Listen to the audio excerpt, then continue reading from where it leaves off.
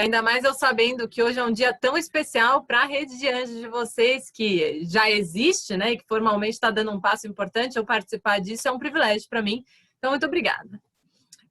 Bom, vamos lá, né? Na hora que o Cadu mencionou para mim que a gente ia trocar uma ideia com investidores anjo e eu tenho uma passagem considerável por redes de anjos, né? Então, até recentemente eu sou associada da Poly Angels, sou convidada lá.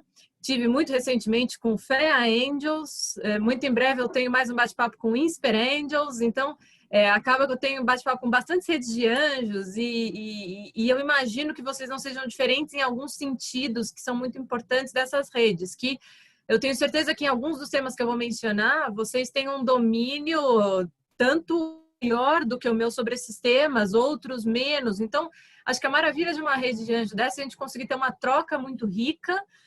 E eu vou trazer aqui alguns pontos, né, que ao longo do tempo eu fui percebendo aqui humildemente que eu acho que são interessantes para a gente pensar como investidores anjo, né, na cadeia de valor do anjo. Então, vou trazer aqui uns tópicos para a gente discutir, especialmente 3 tópicos. E aí, pessoal, fiquem à vontade para me interromper, fiquem à vontade para ir mandando pergunta. Eu estou com o chat aberto aqui do lado, a gente vai construindo junto, beleza? Bom, então, antes de mais nada, né, tem uma coisa que eu acho legal. O Cadu mencionou que recentemente eu finalizei o pós-doutorado lá na Colômbia e o resultado foi esse livro que ele mencionou de finanças para startups. E o que me motivou muito nisso é uma peculiaridade importante do mercado brasileiro, sim, mas principalmente do tipo de negócio startup. Porque você pega qualquer livro de finanças, né? Finanças clássicas, o primeiro capítulo desse livro é Entendendo o Balanço Patrimonial, né? Aí você pensa, opa, né? No caso, a gente não tem balanço patrimonial, sequer tem empresa, né? Decisivamente que dirá o balanço. Então, a gente tem que entender que as finanças para startups, elas não são as mesmas finanças daquelas clássicas, né? Que empresas grandes, né? E empresas de mercados maduros fazem uso no seu dia a dia. Então, a gente entender as nuances das finanças para startups, tem algumas partes que são importantes aí. Então, entender como que é o valuation de uma startup, que existe, né? E de fato ele é feito, apesar de muita gente falar não se faz valuation de startup, se faz. Então, como se faz na prática, que é muito diferente. As finanças do dia a dia, o acesso a recursos, ao funding, são todos detalhes muito importantes desse tipo de negócio que motivaram, né, o que a gente vai discutir aqui hoje. E além disso, ao longo do tempo, a gente percebe uma peculiaridade muito grande. Quando tudo que a gente ouve e vê sobre startups de mercados, que a gente lê no jornal, que a gente lê nos Brasil Journal da vida e no Wall Street Journal e todos esses, e até no nosso Valor Econômico, são startups e mundos de startups que não são exatamente o caso brasileiro. Assim como não são necessariamente o caso europeu. Então, nós temos muito ecossistemas diferentes de inovação. Então, por exemplo, os hábitos que eu testemunhei nos negócios em Nova York eram tanto quanto diferentes dos negócios que eu estou vendo serem fechados aqui no Brasil. Na minha opinião, a gente é muito mais pé no chão no bom sentido, porque a gente está mais perto dos fundamentos e da essência. Mas como que isso afeta a nossa ação como investidor anjo? Então, acho que é umas coisas legais da gente discutir junto. Bom, o primeiro ponto que eu ia mencionar, que é o primeiro pilar que eu gostaria de discutir, é falar um pouquinho desse mundo pré-pandemia, pós-pandemia, uma visão geral de tudo isso, porque a gente vem de um ano de 2019 que já foi um ano muito enigmático para as startups, com os cases de WeWork, Uber, Oio, que a gente já ouviu muito falar, imagino que todos conheçam. Mas então a gente já vinha de um mundo em que os pressupostos das startups e de unicórnios estavam sendo muito questionados. A gente entrou nesse mundo de pandemia e agora a gente já está vendo como que o mercado está se configurando diante das restrições e o que vem mudando. Então, acho que isso é uma coisa legal da gente começar discutindo. Um segundo ponto na sequência é a gente começar a olhar a cadeia de valor em que o anjo se insere. Então, vocês como investidores anjo, vocês estão dentro de uma cadeia de valor que vocês vão se relacionar com as startups que estão vindo. E aí eu sempre sugiro quais são as perguntas de ouro que eu acho que o investidor anjo pode fazer para a startup para ser de fato smart money, né? Então, para fazer as perguntas certas, que não só te deem as respostas que vocês precisam para decidir se entram ou não, mas aquela pergunta que vai estimular o empreendedor a fazer análises que contribuam para a sua gestão e geração de valor. Então, fazer as perguntas certas, dado que o esforço é tão, né, tempo é tão escasso nas startups e tem tanto problema para resolver com times tão enxutos, fazer as perguntas certas de finanças pode ser realmente a diferença entre vida ou morte para uma startup, né? Então, dentro da cadeia de valor, a segunda parte é pensar como que é essa relação com o empreendedor. E, por fim, a terceira parte, que eu acho legal a gente refletir, é o que vem depois, né? Então, muitas vezes a gente testemunha aqui no Brasil o investidor anjo como sendo um profissional que já tem carreira de mercado, então já tem uma bagagem super especial em gestão, em estratégia, em finanças, em alguma área do conhecimento, né? Engenharias e tal, e que posteriormente vão ter que repassar esse seu investimento para grandes VCs, PIs, né? Venture Capitals e Private Equities. E qual é o modelo mental deles, né? Como que a gente se prepara para esse repasse ser benéfico, né? Economicamente, do ponto de vista de gestão de riscos, para o investidor anjo, né? Então, como equalizar esse modelo mental, tanto na entrada quanto na saída? Ao longo dos últimos anos, muitas vezes eu testemunhei ainda uma miopia, de alguma forma, na entrada desses investidores, em negociações que, por exemplo, falavam coisas do tipo, mas se eu vou investir no seu negócio, o que você me garante de retorno? Né? CDI mais quanto? Tudo bem que CDI hoje em dia, né? Mas mesmo assim, né? Então, esse tipo de pergunta ilustra como é importante a gente entender o modelo de negócio de uma startup, porque esperar que você vai ganhar CDI mais qualquer coisa, um retorno garantido, não existe nesse mercado, né? Então, a gente já está amadurecendo do ponto de vista de ecossistema de inovação, evoluímos pra caramba já, mas ainda tem muito a evoluir, tanto do ponto de vista do empreendedor, das startups, como da cadeia inteira. Então, acho que essa é a oportunidade de a gente falar sobre isso e tirar dúvidas também, se houver.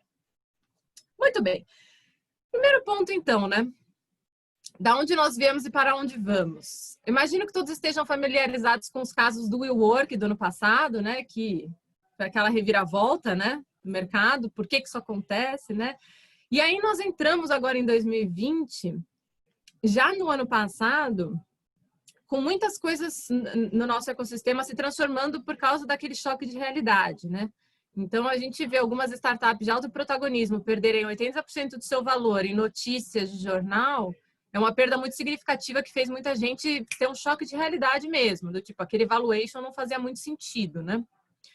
E aí a gente entrou no ano de 2020 já equalizando isso. Se vocês forem acompanhar dados de empregos, né, de empregabilidade, claro, mas os dados de emprego a gente viu muito no jornal. Então você vê, o Work estava cortando vagas, né?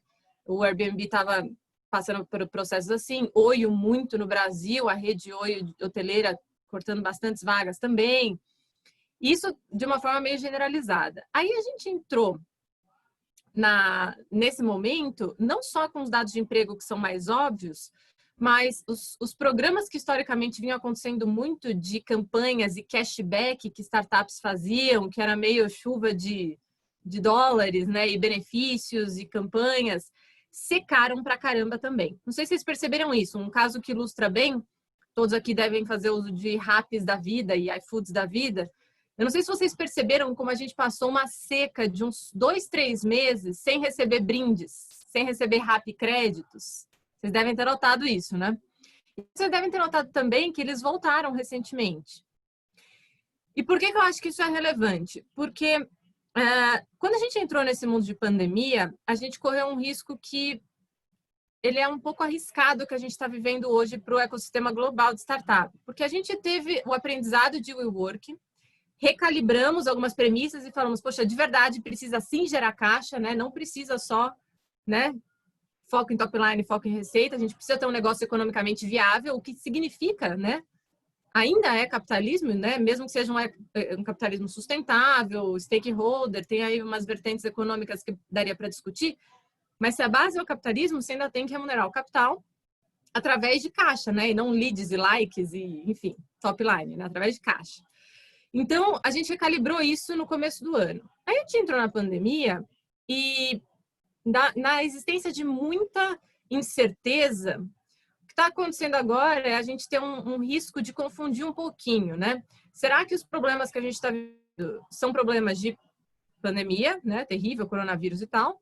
Ou será que são problemas de mundo normal, da gente ter perdido um pouquinho a referência?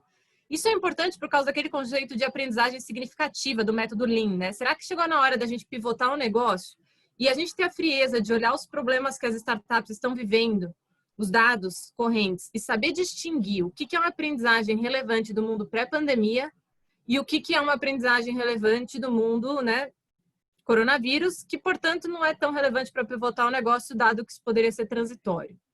Isso é uma coisa relevante, pessoal, porque o que a gente está testemunhando muito agora é cair tudo na conta da pandemia. Isso é muito arriscado. Isso é muito arriscado porque começa a acontecer o seguinte: se vocês acompanharem as notícias que saem em newsletters de ecossistema global, a gente viu uma correção de valuations acontecendo no ano passado, que vinham corrigindo, e agora você já vê esses valuations voltarem para patamares que você fala, poxa, será que isso está razoável? Cadê aquele bom senso que estava vindo? Parece que se perdeu isso um pouquinho. Então, isso acaba sendo interessante, porque em termos mais macro, o que isso causa em termos de fluxo de dinheiro e liquidez que existe, né? Até alguns meses atrás, a gente estava vendo os valuations subirem estupidamente em startups. E por que isso acontecia muito? Você tinha eventos como o Vision Fund do SoftBank, que trouxe centenas de de dólares para o ecossistema de inovação, e vários outros fundos e private equity olhando para os negócios de startups também e jogando muita liquidez. E entrou dinheiro demais em um número restrito de startups. Então, a consequência natural é que o ticket médio por startup sobe. Na hora que o ticket médio por startup sobe, de trás para frente, ticket médio que eu digo é o tanto de dinheiro que entra para a quantidade de startups disponíveis, né? Na hora que o ticket médio de uma startup sobe, e você senta para negociar, né, a entrada de um novo investidor, isso é feito meio de trás para frente. Então, assim, eu quero tanto, mas estou disposta a entregar 10% de participação. De trás para frente, você fecha um valuation. E aí, nisso, a gente perdeu um pouquinho a referência daquela amarração do bom senso do valuation a práticas de fundamentos de geração de caixa do negócio, por exemplo, no longo prazo, né? E aí, com essa shift que a gente está vivendo, o que a gente está vendo agora? Estamos, sim, um pouco mais calibrados. Então, a gente já não está mais com aquela abstração, né, de falar assim, poxa, chuva de dólares, não é mais isso, a gente está um pouquinho mais calibrado. Só que a calibragem, ela está vindo num sentido perigoso, que é qual? O ideal seria a gente diminuir o ticket médio para evitar desperdício. O que significa isso? Vocês já ouviram falar na síndrome da pasta de dente? Na nossa relação com pasta de dente, relação com dinheiro? Tirar esse aqui que estou com calor aqui.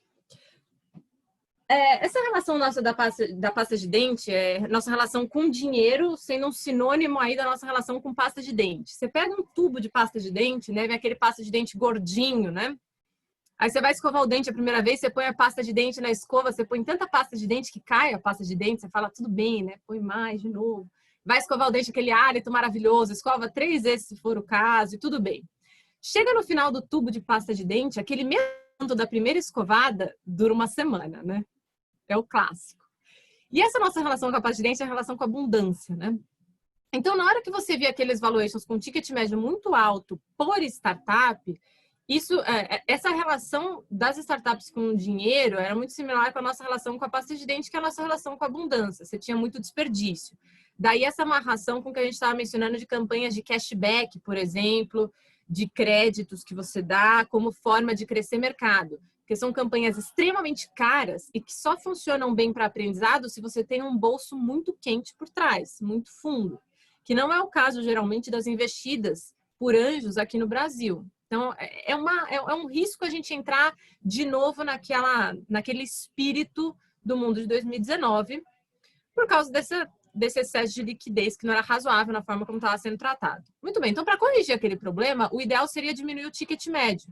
Na hora que você diminui o ticket médio, você faz o que clássicos da estratégia sugerem, como o dilema da inovação do Clayton Christensen, professor de Harvard, né? Finado agora, nos deixou esse ano, inclusive. E o método de startup enxuta também, que é esse de pressão, restrição de dinheiro. Reduz esse ticket médio, evita desperdício para fechar o seu modelo de negócio, idealmente, antes de ter injeção de capital. O que a gente está testemunhando hoje em dia, infelizmente, não é uma correção desse ticket médio, que é perigoso. Eu até fiquei meio frustrada de perceber isso ao longo do último mês, em tudo que a gente está recebendo de newsletter, de deals que estão sendo fechados no mundo inteiro. O que está acontecendo não é que está diminuindo o ticket médio por startup. Aquele portfólio que recebia dinheiro está mais restrito. Então, menos startups estão recebendo dinheiro, mas o ticket médio recebido de cada uma ainda está grande demais.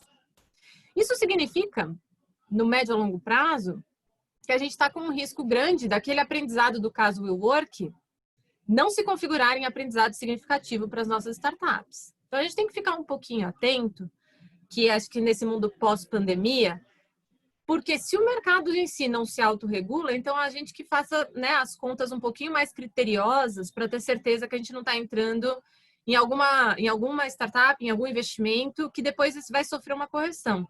Porque o que significa sofrer correção significa, né, nós aqui, que somos um dos primeiros a entrarem, sofrermos essas correções. Porque quem entra depois da correção não perde, né? Quem veio antes. Tudo bem, gente? Tranquilo? Alguma consideração até aqui? Faz sentido? Faz. Bruna, eu vou aproveitar que você parou para perguntar. Dentro desse cenário de cheques não se readequando, ao mesmo tempo, muito se falava sobre o SoftBank, que a razão para aquela abundância de capital eram juros negativos oriundos do próprio Japão. E agora a gente está em um cenário de juros negativos quase no mundo inteiro, né? Então, a tendência dessa enxurrada vir para a startup e manter essa pasta de dente lotada continua, né? Qual é o papel, né? Isso, na verdade, é um erro mais cometido por pelo fundo venture do que por propriamente fundos anjo, né? Que é um começo de quase primeiro cheque, por aí vai. Eu acho que você ia entrar um pouco no tema do qual o papel do fundo anjo para ajudar nessa correção e principalmente tornar a startup mais ou enxuta ou mais assertiva nesse investimento, né? Não, perfeito, Cadu. Inclusive, as origens disso, o pessoal ainda falava que no caso do SoftBank vem até de petrodólares da vida, né? Então aí é um dinheiro ilimitado, né? Quer dizer, é outra relação com o dinheiro. Isso é ainda mais perigoso, por isso que o Mário Eduardo mandou aqui aquela notícia que ficou super famosa, que é super legal, convido todos a olharem, de que startups agora tem que ser camelos, né? E não unicórnios, porque esse ser mitológico aí não está com nada, só dá rasteira. Eu, pessoalmente, o pessoal, quando eu entro nas startups como consultora ou como qualquer fim, ficam me brincando de mensageira do apocalipse. Mas não importa, gente, porque quando a gente é investidor anjo e quando a gente é empreendedor, a melhor coisa que a gente pode fazer é ter um ladinho assim, meio mensageiro do apocalipse mesmo. Porque na hora que você testemunha crises como essa, e até historicamente, né? Todas as crises que a gente for olhar, se a gente pegar os filhos das crises, né? Você pega a Apple e todas essas da vida que foram, né, startups em algum momento do tempo também. A resiliência para sobreviver a um choque é muito, muito chave. Então, na vida dos investidores anjos, muitas vezes o que acaba sendo bom é você ter uma startup que se prove economicamente viável. Então, tem sim que atingir um certo break-even, e do ponto de vista do anjo, quanto mais rápido, melhor. Então, aquele negócio de põe lenha na fogueira para o negócio crescer e aí você vai atingir um tamanho exponencial, isso funciona muito bonito no papel, isso funciona muito bonito em livros também que a gente lê, mas isso é muito perigoso para o investidor anjo com a entrada de um VC. Então, eu já vou mencionar um pouquinho nesse sentido por quê, né? Mas porque quando você, como anjo, né, você tem que, normalmente, eu não sei se aqui tem alguém que não se preocupe com o tamanho do bolso. Normalmente, rede de anjo tem profissionais que têm recursos, mas que não têm recursos infinitos. Se você não tem recursos infinitos, a gente tem que montar um negócio legal para imaginar a nossa estratégia de saída. E para a gente entender qual é a nossa estratégia de saída como anjo, a gente tem que entender qual é a estratégia de entrada também para os novos investidores. Porque se a gente entra no mesmo risco que esses grandes fundos, esse normalmente é um passo muito maior do que o passo do que um anjo costumaria dar sozinho. Passo simplesmente grande demais. E na hora que esses fundos entram, em geral, eles entram com aquela política de botar lenha na fogueira, né? Joga combustível para crescer rápido. O problema é que isso tem que ser muito bem compreendido pelos anjos. Por quê? A cada vez, e aí eu já vou até começar a entrar no bate-papo daquela ponta da cadeia produtiva da entrada do novo investidor, né? Os fundos VCs que sejam, mesmo os softbanks da vida, tanto faz. Nesses fundos, eles também prestam contas, né? E às vezes a gente esquece disso, eles prestam contas. E aí eles têm algumas janelas de decisão que ficam, às vezes, um pouco ocultas, né? Então, por exemplo, um fundo, ele é criado para durar 10 anos. Se ele é criado para durar 10 anos, ele tem 10 anos para rentabilizar aquele volume absurdo de recursos que ele captou. E uma forma dele fazer isso é, primeiro, joga um volume enorme em startups, porque qual é a dor para um fundo se uma startup quebra? É praticamente irrelevante, tem um portfólio. Então, uma startup em si não é relevante na conta do fundo. Fundos fazem a conta de seu valuation considerando um portfólio de investimentos. Então, uma startup, o insucesso de uma startup é muito mais dolorido para o empreendedor e para os anjos do que é para o fundo. Então, esse é um primeiro ponto, né? Um segundo ponto é que se você entra num fundo, quando o fundo está começando, nos seus primeiros anos de vida, você traz ele para dentro da sua startup, você tem tempo na vida desse fundo para maturar seu negócio. Se o fundo entra na sua startup nos últimos anos de vida desse fundo, ele tem todo o incentivo do mundo para jogar todo o recurso disponível lá dentro, testar e ver se dá certo, porque para ele já está no ou vai ou racha. Faz sentido isso, gente? Tudo bem? Então, se o fundo já está no ou vai ou racha, então, o incentivo que o fundo vai ter, geralmente, é um incentivo muito diferente do anjo. O anjo, assim como o empreendedor, costumam estar muito mais próximos do negócio e focar em fazer esse negócio dar certo. E para isso funcionar, a gente tem que pensar o que é o dinheiro bom e o que é o dinheiro ruim. A gente tem o hábito de pensar que o dinheiro bom é o dinheiro que tem, mas isso é perigoso para a startup. Porque se você precisa daquele dinheiro, vamos supor, eu preciso captar 2 milhões de reais para a nossa startup no momento de vida dela. Beleza, tem um fundo que está disposto a dar 15 milhões. 15 milhões não são a mesma coisa que 2 milhões. Então, a gente pega esse dinheiro, sai numa loucura para tentar rentabilizar isso, fazer dar certo. E, na verdade, você pôs a lenha na fogueira um pouquinho antes do que deveria ter acontecido. Isso, para a startup, costuma ser muito mais dolorido do que para o fundo. E a cada vez que o dinheiro acaba, né? Depois que entra um novo investidor, dinheiro acaba assim, a cada nova rodada de investimento, isso é uma nova decisão, como se não tivesse decisão anterior. Para o fundo, isso costuma ser uma nova decisão. Do tipo, daqui para frente, eu quero continuar nessa startup, sim ou não? Isso costuma ser uma nova decisão para o fundo e nem sempre é uma nova decisão do ponto de vista do empreendedor e anjo, porque já tem um comprometimento maior com essa empreitada em si, e às vezes perder isso daqui é muito mais importante, né, para as pessoas físicas da startup. Então, Cadu, assim, respondendo a sua pergunta, eu não acho que essa dinâmica que a gente viveu no ano passado, eu não acho que ela vai mudar daqui para frente. No máximo vai recalibrar um pouquinho, mas pelo jeito o pessoal está esquecendo muito rápido do mundo das startups, das lições aprendidas, viu? Muito rápido. Eu diria que...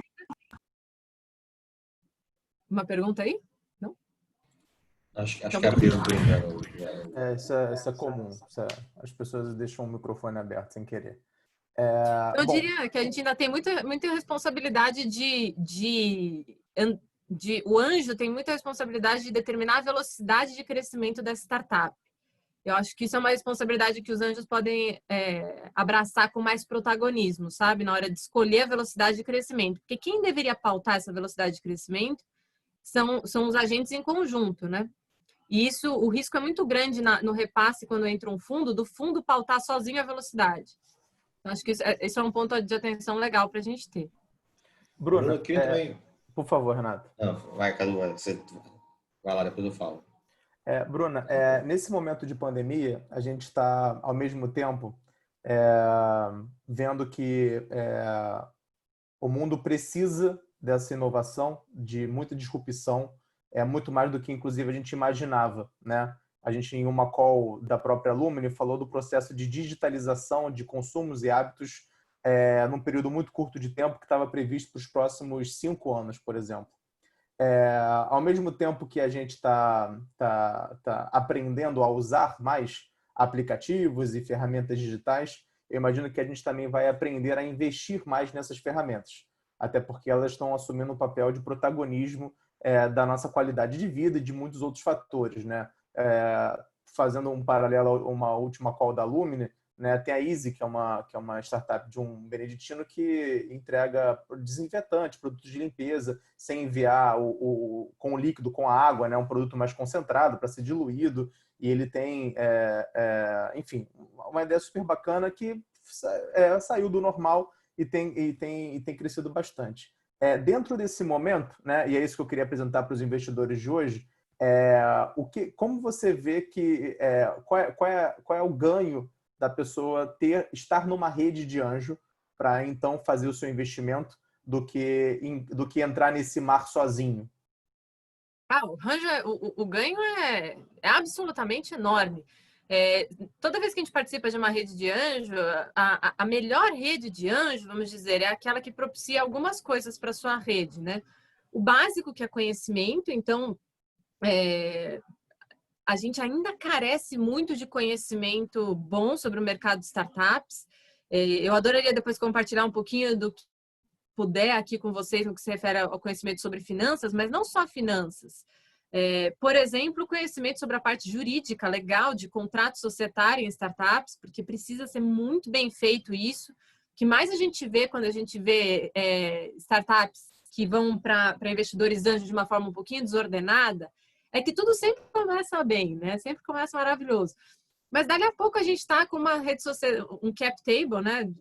16 anjos, e alguns entendem o que é startup e alguns não entendem o que é startup, tem aquela expectativa de CDI mais 2, mais 3 no mínimo de rentabilidade. Para alguns isso é muito dinheiro, para alguns isso é pouco dinheiro.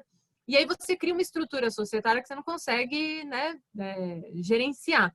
Então, se o negócio nasce numa rede direitinho, bem organizado, com bom apoio de finanças, com bom apoio jurídico, coisas básicas do conhecimento, sabe? Que às vezes a gente carece, do tipo, como que eu faço meu imposto de renda se eu sou investidor anjo?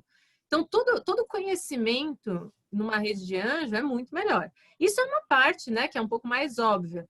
Outra parte é que as redes de anjo em si atraem as startups. Então, se você é uma rede de anjo, você acaba sendo o foco onde as startups vão sair procurando aonde eu consigo dinheiro, e elas vão chegar até esse hub, que não chegariam até você se você estivesse independente, sozinho. Uma ou outra até chegaria, mas uma ou outra.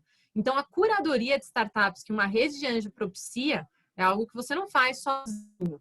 É esse o valor do nosso ecossistema, que ainda está começando a engatinhar aqui no Brasil. A gente já está super orgulhoso quando a gente ouve falar que a CVM regulamentou crowdfunding. A gente fica orgulhoso desses passos, mas verdade seja dito que é um ecossistema super jovem, né? Então, na hora que você vê redes de anjos surgindo, você vê isso, conhecimento se propagando, curadoria de startup, que é maravilhoso, né? Renato, queria fazer uma pergunta também, Bruno, até voltando àquela questão que você estava pontuando, enfim, discussão de valuations estratosféricos e a influência do SoftBank também no mercado, né? Queria explorar um pouquinho o seu background financeiro e ouvir a sua visão sobre o contraponto que sempre se faz, né? Durante muito tempo, a gente teve exemplos aí de startups que eram queimaduras de caixa, nunca se sabia se e quando elas iam realmente alcançar o break-even, né? Então, por exemplo, o próprio Uber, né? e outros. E aí tem uma outra corrente muito mais pé no chão, né? Que prestigia ali uma análise dos unit economics do negócio, uma coisa já olhando desde cedo, né, para a viabilidade econômica daquela empresa. Se você puder explicar um pouquinho para todo mundo assim, esse comparativo, como é que funciona essa análise mais pé no chão, se você é entusiasta dela, como é que você costuma aplicar isso? Maravilha. Bom, a resposta que eu dou para você, Renato, é diferente para diferentes públicos que eu dou. Eu vou dar aqui a resposta mais transparente. Não está sendo gravado isso aqui não, tá? Ou tá? Tá. Só para saber o tamanho do meu rebolation. Mas só vamos divulgar com a Então, sua permissão, fica tranquilo. Não, vamos embora. Bom, no geral, pessoal, o anjo ele tá numa ponta engraçada, porque você tem que saber pensar como empreendedor também, porque na hora que você for trazer um fundo grande para dentro, você vai ter um modelo mental. Na hora que você for negociar com o empreendedor, você vai ter outro modelo mental de valuation. Então vamos pensar primeiro no negócio, né? Quando você pensa no negócio, investir em startup, muitas vezes é que nem comprar joia ou comprar obra de arte. E na hora que você perde a referência, é tanta incerteza que a gente perde a referência. Aí você paga qualquer preço, tá certo? Quanto que vale, né, o anel de faculdade do meu avô? Você bota o preço que você quiser nisso. Então, na ausência de informação mais clara, é espaço, né? É um prato cheio para a imaginação. Então, isso é a base da problemática, porque qualquer negócio que existe, você sempre vai ser difícil você fazer um valuation, porque valuation é a definição do futuro, e a gente não sabe o que é o futuro, portanto, valuation é incerto, subjetivo, sempre para qualquer empresa. No caso de uma startup, isso é muito pior, porque você está falando de um negócio ainda mais incerto, porque ele não existe agora. Então, é um exercício de futurologia maluco. Quais são os problemas aí? Aí a gente ouve algumas frases do seguinte tipo: bom, não vou fazer então valuation de startup porque é impossível. Aí as pessoas começam a não tentar fazer, a não começar um exercício de futurologia, de botar as coisas no papel. Isso é extremamente perigoso, porque na hora que a gente fala, já que não dá para fazer valuation de startup, então eu nem tento fazer. Você vai fazer. Na hora que você determina que você vai dar 20 mil reais para uma startup de feed lá, de algum tipo de dinheiro no começo, para ela começar seu projeto. Você determina que você vai dar uns 20 mil reais. E aí você fala que isso significa que você está pegando, sei lá, 10% da empresa. De trás para frente, você determinou o valuation. Então, a gente acha que não determina o valuation para fugir das práticas, mas a gente sempre determina. E esse valuation que você determinar, nesse caso, por exemplo, que você determinou 200 mil reais de valuation de trás para frente, que é aquela abordagem negocial do valuation, que acaba sendo muitas vezes o jeito que é adotado pelos anjos na entrada, na ausência de melhor informação, isso vira uma a partir da qual as próximas rodadas vão acontecer. Então, né, a gente fala que não faz valuation, mas faz mesmo assim. Então, aí, essa discussão toda, você dar asas para a imaginação e não fazer conta é a pior coisa que a gente pode fazer. Em fundos, né, quando eu estou mais próxima do fundo entrando, e eu tenho muitos colegas na indústria e a gente já trabalhei várias vezes próximas a eles, esse exercício de futurologia, que a gente dá os chutes, vamos imaginar que os nossos melhores sonhos se realizem. Como seria o futuro? Botar isso na ponta do lápis. E colocar isso na ponta do lápis é uma brincadeira de futurologia, até o Cadu mencionou mais cedo algumas métricas importantes para isso, que te ajudam a pensar, será que o negócio é viável ou não.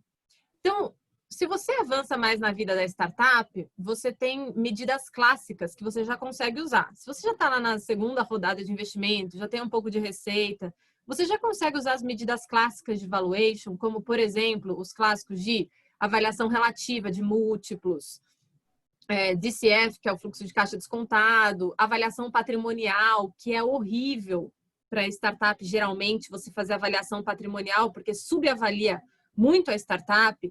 E quem entra depois geralmente tenta ir para esse lado, na ausência, como não dá para projetar fluxo de caixa, vamos então fazer uma avaliação patrimonial, que significa você olhar a startup, ver o que ela tem e botar um preço no que existe. Isso geralmente cai para a gente ter que botar preço no tempo das pessoas, botar preço no empreendedor, botar preço no smart money dos anjos, o que é terrível e geralmente é pior para a startup isso, é melhor para quem entra. A não ser que seja uma startup capital intensivo, com muita fábrica, indústria, etc., que é raro, né? Tirando alguma de biotecnologia que você vai ver que tem, normalmente não é o caso. Então, se você está mais avançado na vida da startup, a sua abordagem de valuation vai ser uma dessas três. São 3 grandes métodos clássicos de avaliação. São esses 3: o patrimonial, o relativo e o income-based, né? Que é o fundamentalista de fluxo de caixa descontado. Se você está mais no começo, você ainda deveria tentar fazer esse. Mas se você não conseguir, que outra opção você tem? E aí as suas outras opções caem para você conseguir chegar a boas respostas para a viabilidade do modelo de negócio. Para boas respostas significa o quê? Fazer algumas contas financeiras que abordam medidas que basicamente são margem de contribuição para a formação de preço, qual é o LTV, o lifetime value do cliente, né? Para esse determinado negócio, qual é o custo de aquisição desse cliente, qual é a minha necessidade de investimento, boas práticas de finanças, né? Forma um preço, estima a demanda necessária para atingir um lucro meta que seja minimamente inteligente, minimamente atrativo, e vê se a conta fecha. Esse exercício de futurologia tem muita startup que não faz, numa completa aversão ao exercício, porque tem muita incerteza. Mas nos fundos a gente brinca que esse exercício é o que leva a gente a tirar graus de liberdade. Na hora que você faz esse exercício de futurologia e forma um preço, e forma um custo de aquisição de cliente, forma um LTV, você começa a perceber o que você sabe e o que você não sabe na startup. E você começa a identificar de verdade quais são as variáveis de incerteza, porque tem aquela incerteza inerente ao futuro, do tipo, eu não sei se o PIB esse ano vai ser -10, mas a startup não sabe e a Vale do Rio Doce também não sabe. Então, tanto faz. Isso daí não é uma variável relevante. E o que de fato é a variável relevante da startup? Em cima dela, você consegue brincar e fazer exercício de futurologia de valuation, nem que seja numa medida um pouco mais simples, de múltiplo, de receita, que seja, né? Então, tem esses dois grandes momentos. Eu não sei se era nessa linha que você perguntou, Renato. Era mais ou menos isso? Sim, não, acho que foi legal. Bruna, para a gente não monopolizar você, imagino que como muitos investidores estejam agora virando investidores com a própria rede, queria saber se alguém tem perguntas também para ela sobre o mercado, sobre finanças, sobre o próprio investidor anjo. Acabou que a caixinha não foi utilizada e aí, senão a gente vai ficar eu e o Renato aqui fazendo uma sessão de perguntas, quase que uma aula só para a gente. Se alguém tiver alguma pergunta, por favor, coloca na caixinha para a gente dividir com ela. Alguém? Tá, pessoal. Enquanto vai chegando, uma coisa que eu sempre menciono que o pessoal poderia dar uma estudada são em algumas medidas clássicas, né? As startups, os anjos fomentarem as startups a usarem boas medidas de finanças. Porque o básico, pessoal, uma startup que usa bem uma margem de contribuição, que usa bem o CAC, o ITV, que de verdade calculam as métricas boas, que ao longo do tempo começaram a ficar negligenciadas, né? Porque a velha economia, como se isso fosse ruim, como se fosse ruim uma velha economia. Medidas clássicas de finanças, né? Poxa, é muito diferencial para o negócio, viu?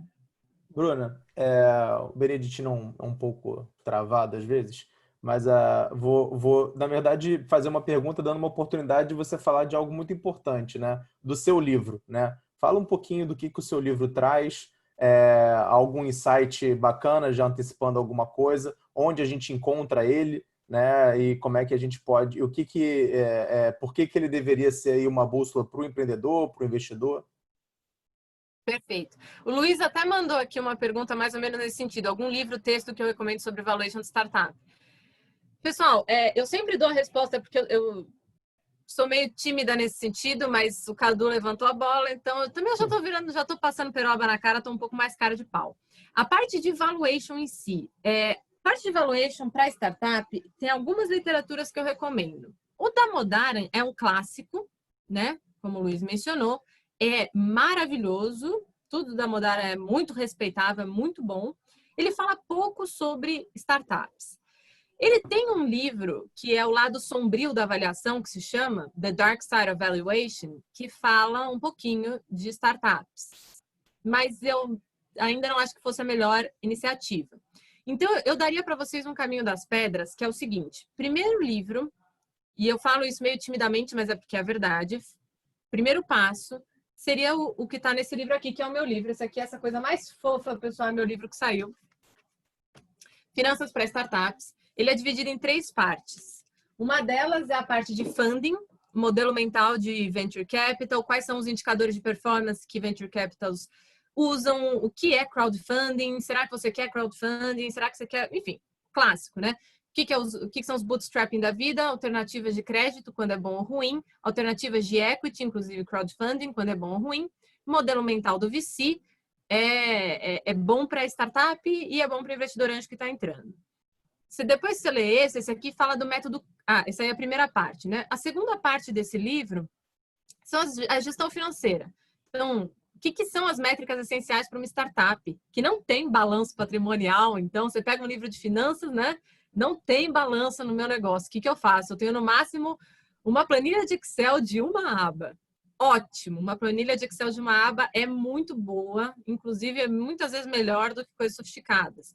O que essa única aba da sua planilha tem que ter? Então, discute bastante o que é CAC, o que é LTV, o que é cash burn, capital de giro, break-even. Então, é o pacotinho completo, né? E aí tem cases como cases, né, reais, né, com Netflix, WeWork, Uber, etc. E, por fim, o valuation. O que tem aqui do valuation, respondendo a pergunta que acho que foi do Eduardo, não, perdão, do Luiz, é o método VC de valuation. Então, na hora que você for repassar a sua carteira para o VC, como que o VC está fazendo esse valuation, sabendo que é um valuation peculiar? Porque o valuation de uma startup não funciona no método clássico do Damodaran por vários motivos. Estimativa de custo de capital é um deles. Outro motivo é que o valuation de empresa normal é ótimo quando você tem fluxo de caixa com flechinhas para cima, né? No nosso caso de startup, as flechinhas estão para baixo. Parece simples, acabou, deu uma super rasteira no fluxo de caixa descontado, não funciona mais.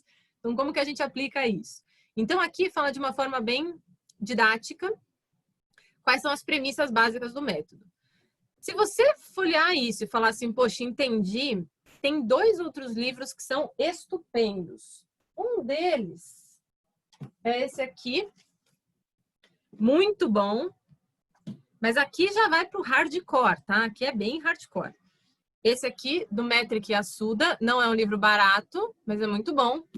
Chama-se Venture Capital and the Finance of Innovation, não tem em português.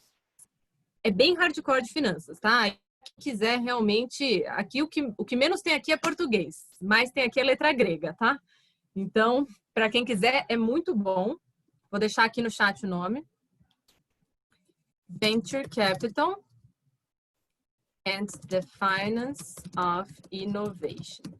E o outro, que também é ótimo, e aí esse outro que eu vou deixar aqui, é uma literatura que quase ninguém conhece, porque são as práticas de valuation que VCs são obrigados a usar na prestação de contas deles. Então, quando eles vão prestar contas, eles têm que seguir as IFRS, conceitos de Market Participant, são conceitos da norma contábil e como que eles se adequam a elas, e que, para o caso de startup, passa por fazer o valuation, que se chama o guia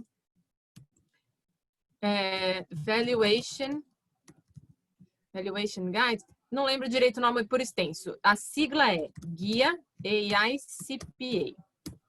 Guia AICPA. É ótimo, também é caro pra caramba, também é bem técnico, muita letra grega lá, mas é muito bom, muito estudo de caso prático. E essa última literatura, esse Guia AICPA, é o que eu sugeriria se você já está nos estágios mais avançados, que você está com muitas diferentes classes de ações. Então, se você tem 10 tipos de ações com opções de compra diferente, conversão, né, da parte societária, dívida convertendo em equity, diferentes ações com diferentes direitos de liquidação e, portanto, diferentes direitos sobre o valuation. Então, né, dá para ficar bem complicadinho se quiser. Ainda mais nos Estados Unidos, o pessoal adora fazer isso. Bruna, para fechar aqui com um comentário, uma pergunta do Cacau. Cacau também que é investidor e conhece bem o mercado de startup, né? Esse Luiz que perguntou também é um anjinho, né? Também é um grande CFO.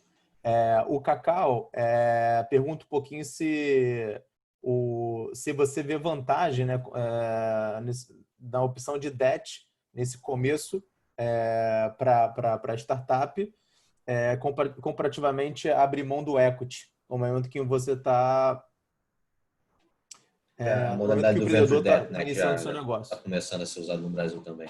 E se você acredita que haverá um modelo de fundo de crédito que consiga atender a nossa comunidade sem burocracias e entraves dos agentes financeiros, que é normal e faz parte do custo do Brasil também.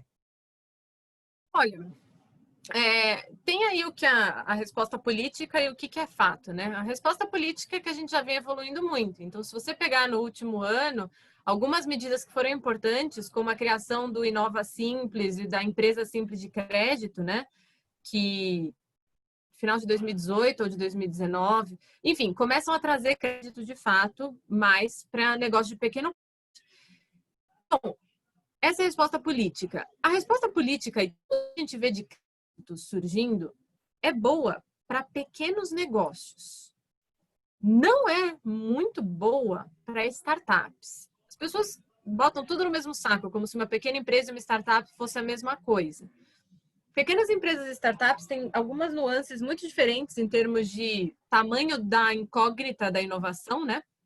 Então, pequenas empresas que não têm um componente de inovação gigante, fazerem uso de crédito, ainda é mais ou menos ok, porque você pega esse dinheiro, você testa uma ou outra inovação, mas você tem um pouco de fôlego e um tamanho, e o tamanho da dúvida da sua startup não é tão grande assim. Então, se você precisa pivotar um negócio para tentar, no mínimo, pagar as contas, costuma ser mais viável numa pequena empresa. Quando você vai para a startup, recorrer a crédito, o pessoal está falando bastante nisso, mas é bastante arriscado. E não é pela modalidade de crédito em si.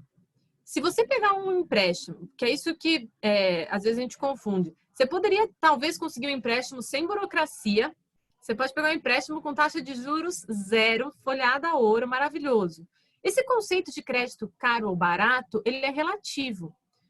Um crédito pagando juros de 30% ao ano pode ser barato numa operação como da Natura, que historicamente tinha rentabilidade enorme. Uma rentabilidade de 60% ao ano, se você tem que pagar 30% de juros, parece caro essa dívida, mas não é. Porque caro ou barato é o que cabe no bolso da sua operação. Qualquer dívida, sem exceção, é cara para uma empresa que não atingiu o ponto de equilíbrio. Qualquer dívida. Se ela tiver juros zero, ela ainda é cara para uma empresa que não atingiu o ponto de equilíbrio. Então, recorrer à dívida, se você é um pequeno negócio com componente de inovação controlado e que, consegue se votar e gerar dinheiro para pagar essa dívida, maravilhoso. A gente ainda não tem ótimas opções, porque ainda ficam pedindo garantia como se uma pequena empresa tivesse isso, né? Então, a gente está evoluindo, mas ainda estamos longe de ter a abundância necessária, né? Só que, mesmo quando a gente tiver essa abundância necessária, não vai ser provavelmente esse o caminho para startups. Porque startups, a sua interrogação ainda é grande demais, geralmente, para ser atrativo você recorrer à dívida. A dívida vai trazer uma pressão de falência muito grande, né? Pelo menos não no early stage, né? Não, isso no early stage que eu falo, com certeza, Cadu. Se você está mais próximo de atingir ponto de equilíbrio, aí beleza, né? Tem um parênteses que eu faço. Para negócios de propósito, você começa a ver fundos surgindo de fomento, né? Negócio de cunho social, que você consegue fazer um composto de equity com dívida de doação para propósitos específicos. E aí, mesmo em early stage, você consegue coisas muito legais. Mas aí, isso costuma ser mais restrito a negócios que têm destino relevante para doação ou destino relevante para economia de imposto, se você consegue alguma doação de empresas grandes para o fundo e tal. Então, aí você tem um caminho legal.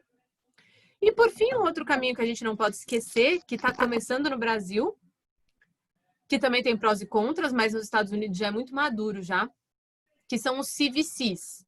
Eu não sei se todos já conhecem de CVC, será que vale a pena mencionar brevemente? Rapidinho. CVC é o Corporate Venture Capital, né? Então, uma coisa que vem acontecendo cada vez mais é que grandes e clássicas empresas estão usando investimento em startup como novo P&D, deixando de fazer pesquisa e desenvolvimento e investindo em startup. E aí você encontra nesses uma modalidade que não é bem um crédito, mas é uma doação, porque se esse negócio der certo, você encontra nesse CVC, ou seja, nessa grande empresa, a sua possível estratégia de saída. Então, respondendo a sua pergunta, aqui sem ser a resposta mais política, né, José? A gente está evoluindo, está tendo mais crédito, mas a gente vê todo mundo falando como se isso fosse a solução para a startup, se ela já atingiu o ponto de equilíbrio, maravilhoso.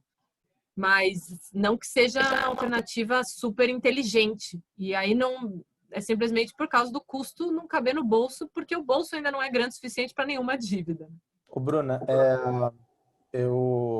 enfim, a gente acaba percebendo que a sua live deveria ser uma palestra, uma aula única, mas a gente acabou separando o evento em dois, né? O lançamento da rede, que é o foco de hoje, e aí eu queria agradecer muitíssimo. Até o Cacau, só para não deixar aqui passar batido, ele só falou que uma empresa que é rentável, né, a equity acaba sendo caro sempre, mais caro que o debt, mas acho que isso aí entraria num debate muito mais longo.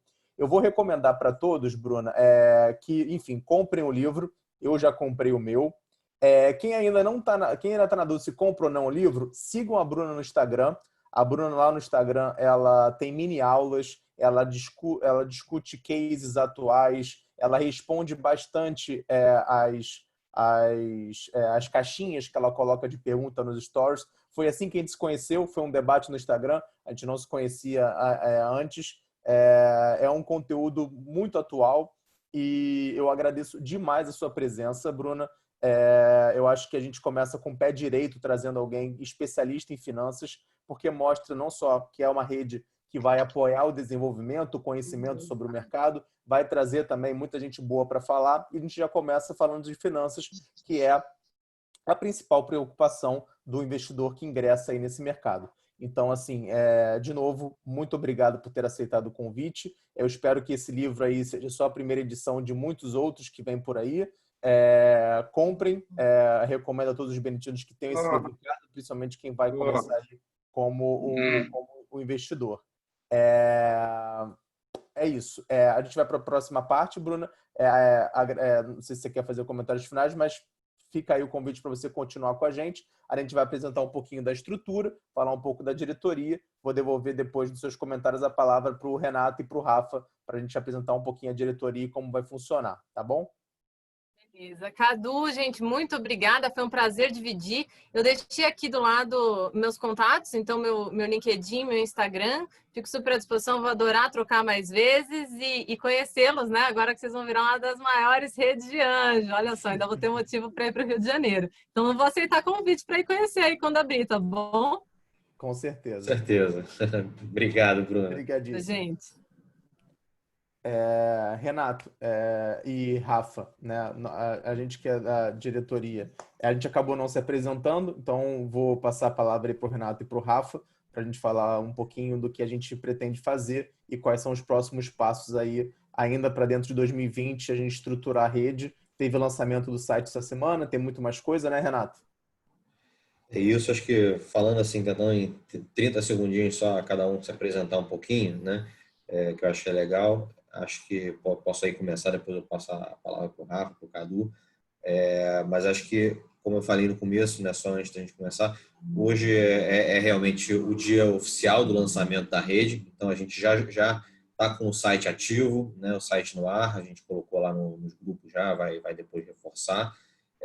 Lá no próprio site já tem, inclusive, tanto links para que startups enviem seus materiais, como para que os próprios, né, beneditinos peçam lá o pré-cadastro, né, enviem informações para a gente poder formalizar a associação. Então, a gente vai falar um pouquinho mais disso mais na frente, mas já está 100% operacional. Nossa página do LinkedIn também, a gente vai mandar, então fiquem à vontade já para seguir, para divulgar. Então, e aí a ideia agora nessa segunda sessão é a gente se apresentar muito rapidamente e depois falar realmente sobre como é que é a dinâmica, a governança, como é que vai funcionar a rede, né? Acho que aqueles que tiveram lá no 8 em fevereiro devem lembrar em linhas gerais, então é mais um reforço. Para quem não teve, a gente comenta agora em primeira mão. Então, só falando rapidamente, meu nome é Renato, eu sou também da diretoria da Lumine, né? E a gente vinha há algum tempo com esse projeto de pensar em estruturar uma rede de investimentos, né? E esse ano a gente botou isso de pé, com a ajuda aí do Cadu, do Rafael e de outras pessoas que estão ajudando a gente também nos bastidores. Levamos adiante isso aí. E a rede está sendo formalmente lançada agora, mas felizmente a gente já está aí perto de consumar o nosso primeiro investimento como rede, como grupo, antes mesmo da formalização institucional da coisa, né? Então a gente já está, acho que muitos aí dos que estão na live e outros que não estão já estão participando desse primeiro investimento numa startup chamada Zip, que é um supermercado online, né, um aplicativo de compras online. Então, isso já mostra, antes mesmo da formalização da rede, o poder que o alcance que essa rede tem, né, o potencial que essa rede tem, porque a gente, nesse primeiro deal, já está reunindo aí mais de 30 pessoas interessadas em investir, né, que já tomaram a decisão de investimento, né, e aí somando um cheque total de mais de R$700 mil que a gente vai aportar nessa startup como grupo. Então, isso já mostra aí o potencial da rede. E a ideia agora é que esse seja o primeiro de muitos, né, que a gente agora realmente comece a ter um deal flow orgânico, comece a ter um fluxo de investimentos contínuo. Então, falando um pouquinho aí de mim só, eu fui, como o Cadu até falou no começo, eu fui advogado durante muito tempo, na minha carreira toda como advogado, focado em M&A, focado em societário, e aí comecei a me envolver cada vez mais com o mercado de Venture Capital, e esse ano fiz uma mudança de carreira, né, para trabalhar num fundo de investimento, para trabalhar num fundo de Venture Capital. Então, hoje, a minha atuação é, de fato, com gestão de investimentos em startups, com gestão de Venture Capital. Então, acho que vai ajudar bastante também nesse projeto da rede. Então, hoje, essa é a minha atuação. Então, passo a bola aí para o Rafa se apresentar também. Rafa. Bom, pessoal, boa noite, tudo bem? Não estava ainda na diretoria na época do evento lá no 8, mas já estou um tempo já junto com o pessoal aí construindo essa rede.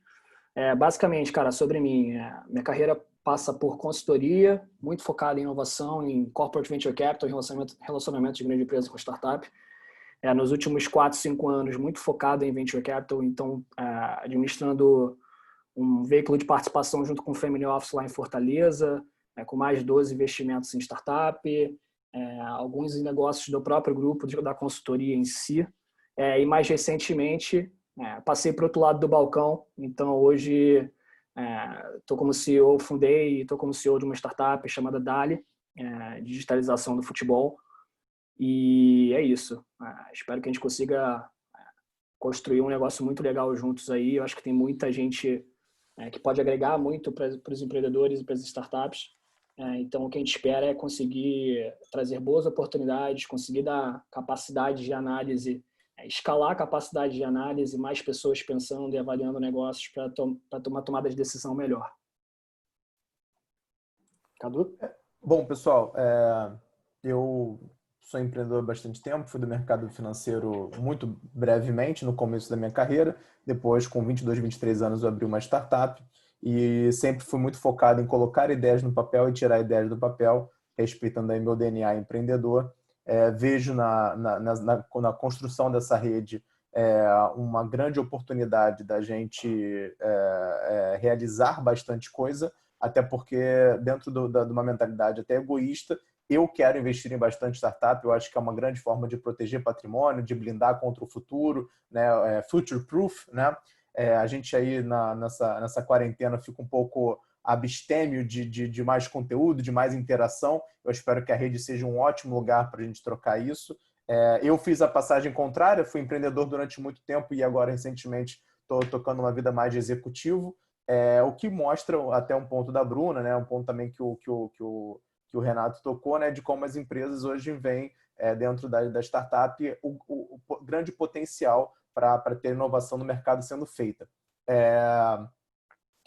Falando um pouquinho do que a gente vai falar hoje, né, o Renato vai passar um pouco para vocês uma estrutura que foi discutida de uma forma mais incipiente, mais se iniciando lá no começo do nosso primeiro evento, que é a nossa governança, né, como vai funcionar, o que é participar da nossa rede anjo. Mas, de antemão, eu quero dizer que quanto mais pessoas, melhor, mais acesso à oportunidade, mais conhecimento a gente tem, mais pessoas que não aportam só dinheiro, mas também aportam habilidades, network e diferentes competências.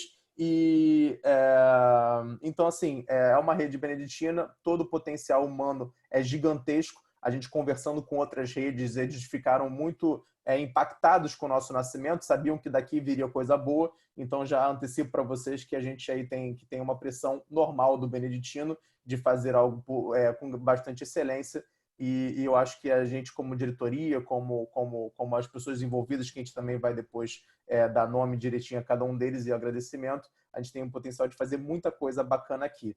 Devolver a palavra para o Renato. Beleza. Eu vou então aqui só para, acho que nessa parte acho que vai ser importante projetar, né? Eu vou projetar minha tela com a apresentação que a gente preparou, muito sucinta sobre a dinâmica e o funcionamento da rede. E aí a gente vai se revezando aí, vai apresentando e, por favor, pessoal, assim, acho que é normal que todo mundo tenha dúvida aí sobre a parte operacional, sobre a parte, né, burocrática e tudo mais. Fiquem à vontade aí para mandar as perguntas no chat. A gente vai, depois que passar pela apresentação, que é curtinha, vai começando a responder e vai trocando mesmo, né, sem problema nenhum. Então, eu vou projetar aqui e a gente... Tá conseguindo? Vocês estão vendo minha tela? Tá vendo aí, Cadu? Sim. Só tem que projetar aí. Foi? Foi. Beleza. Então, a nossa ideia, como o Cadu falou, eu vou passar muito rapidamente, mas assim, o projeto de montar essa rede de investimentos surgiu do DNA beneditino, né? Então, a gente tem aí a nossa alumni muito ativa e cada vez mais forte já há muitos anos, né? E o que a gente vê é que o beneditino, primeiro, tem o laço, o vínculo natural de confiança, que é fundamental para a gente, né, poder se reunir para debater investimentos, para debater, né, esse tipo de projeto em comum, né? E mais, né? Tem muita gente qualificada em diversas áreas, né? Então, pessoas de com várias formações, com várias competências, né? Que podem ajudar muito na missão, na tarefa do investidor anjo, e que, por conta dessa qualificação, né, acabam muitas vezes sendo bem-sucedidas e tendo aí uma capacidade financeira, né, um patrimônio relevante para poder alocar uma parte, né, desse patrimônio em investimentos mais arriscados, investimentos de mais longo prazo, como é o investimento anjo. Então, acho que essa matéria-prima privilegiada que a gente tem na nossa rede que fez nascer a ideia de formar uma rede de investimento, né, e começar a educar um pouco as pessoas, a mostrar um pouco os riscos, né? Então, lá no evento 8, tanto o Almir como o Dutton falaram muito bem, né, que um investimento. Então, assim, tentaram passar um pouco da realidade do investimento anjo, inclusive alertando para os riscos envolvidos, né? Então, é um investimento de longo prazo, é um investimento que não traz liquidez imediata, né? E é um investimento arriscado, porque por mais que a gente se esforce para fazer, para ter acesso às melhores oportunidades, para fazer a melhor análise possível de investimento, nada impede que aquele dinheiro seja perdido, que a startup não dê certo, né? E o dinheiro vire pó. Então, assim, a primeira recomendação que a gente sempre dá é que as pessoas não coloquem nesse tipo de investimento, né, nenhum capital que seja realmente necessário para elas a curto prazo, né, por conta dessa natureza arriscada. E aí, o que a gente pensa? A gente fez um benchmark, né, muito grande no início do ano, com outras redes, para ver como é que elas se organizavam, como é que era a dinâmica e funcionamento delas, né, e se inspirar para fazer a nossa também, sem ter que reinventar a roda, né? E aí, o que a gente pensa? A gente vai ter a nossa governança, né, que a gente já vai passar por ela, e aí a ideia é que a cada bimestre, né, a gente tenha sempre um deal flow aí, orgânico e até inorgânico também sendo gerado, a gente tentando se engajar ao máximo no mercado, né, com o sistema aí de startups para gerar essa procura da nossa rede também por empreendedores, por startups. E aí a gente, a cada bimestre, pelo menos, a gente selecione, né, dessa massa crítica, desse volume de oportunidades que vão passar pela nossa frente. A gente selecione, com a ajuda do comitê de investimento, com a ajuda do comitê de seleção que a gente está montando, pelo menos 3 a 4 startups para se apresentarem numa plenária, né? Então, a cada dois meses a gente faz uma reunião, um fórum de investimento mesmo, né, para assistir os pitches dessas startups que já vão ter passado por esse primeiro filtro, né, e vão ter sido entendidas como startups mais qualificadas, mais promissoras, né? E aí essas startups se apresentam nesses fóruns de investimento. E aí, acho que voltou.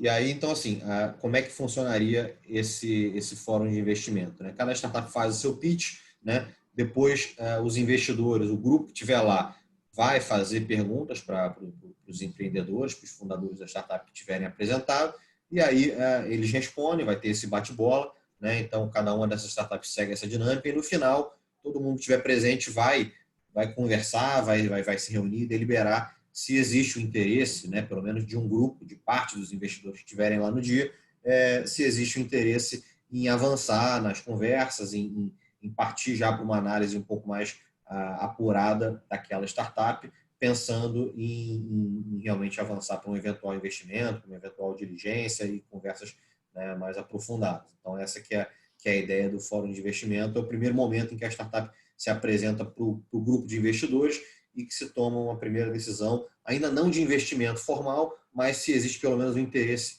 em tese em avançar em conversas.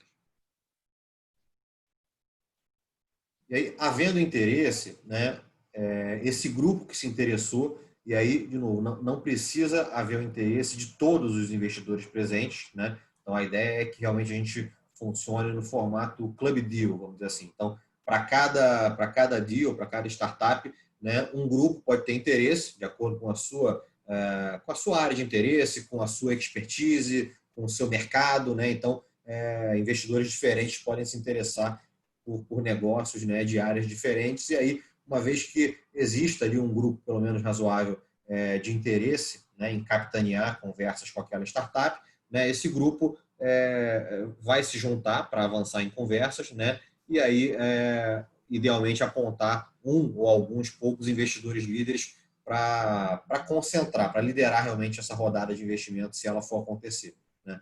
E aí, esse investidor líder ele tem uma função importante de representar a rede, né, na interlocução com a startup. Então, assim, é impossível, né, para os empreendedores, para as startups, terem aí uma interlocução, terem conversas com dezenas de potenciais investidores, né?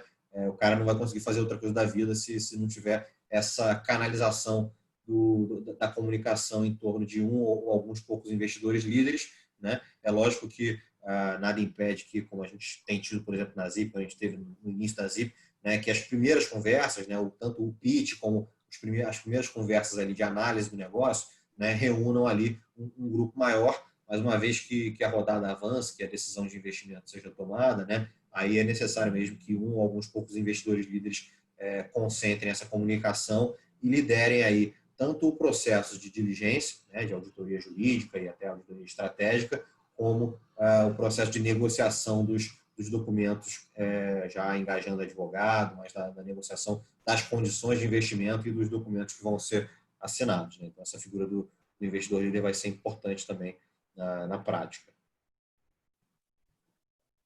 Passando aqui para o próximo. Tá. E aí, passando aqui para essa parte que é muito importante também da nossa governança, né?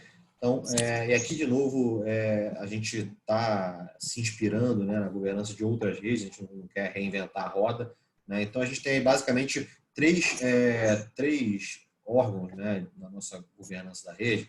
Então, o primeiro deles, o Conselho Consultivo, né, que é um órgão aí muito mais de aconselhamento mesmo, para dar aí diretrizes estratégicas, para trocar ideia, para realmente aconselhar, né? E aí, no nosso Conselho Consultivo, a gente teve aí o privilégio de trazer 3 nomes de muito peso, né, e de muito envolvimento no meio de startups. Então, primeiro, o Almir Rezende, que eu acho que está até nos assistindo aí, o Almir que foi executivo durante muito tempo, né, da Vale, Andrade Gutierrez, hoje tem aí uma participação na Sai do Papel, que é uma aceleradora conhecida, né, já teve também envolvimento lá com o Gavia Angels, uma outra rede de investimento do Anjo, e é empreendedor também.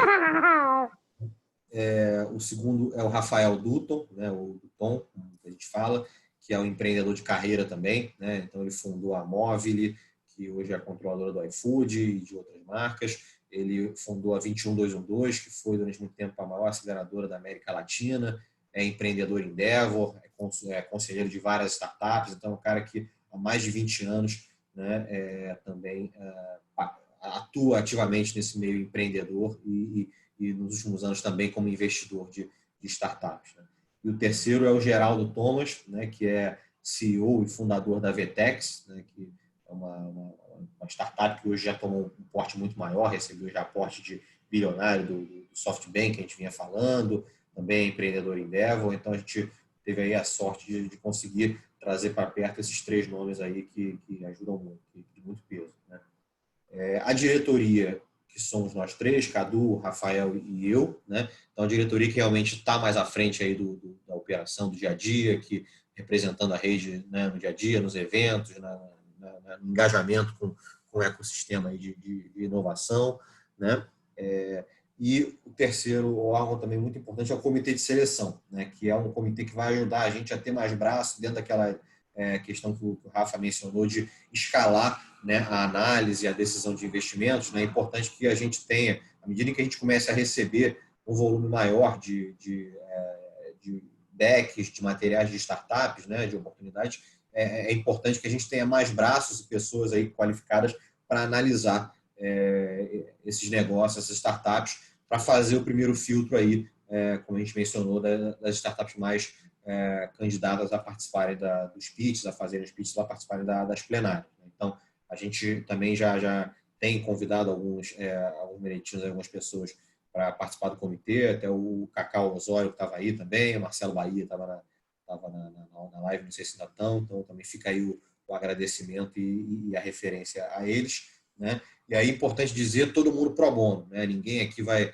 receber, né? Vai ter salário, vai ter nenhum tipo de benefício por participar da rede, né? Todo mundo pro bono, é uma iniciativa totalmente pro bono. Então, a única ressalva a isso, né, é que a gente considera, acho que não para 2020, a gente pensou inicialmente, mas acho que para 2020, com essa operação remota que a gente está tendo, né, provavelmente a gente não vai levar isso adiante, mas para 2021 a gente considera, assim, a gente acha importante ter um analista júnior, alguém, um secretário executivo, enfim, algum staff aí full time para ajudar a gente a tocar essa parte administrativa e operacional da rede, né, uma pessoa júnior aí, e aí sim essa pessoa, à medida que ela se junte aí ao grupo e seja contratada, ela sim pode ser uma pessoa que vai receber por ser uma pessoa full time dedicada, né, mas não vai ser provavelmente uma realidade para 2020 ainda.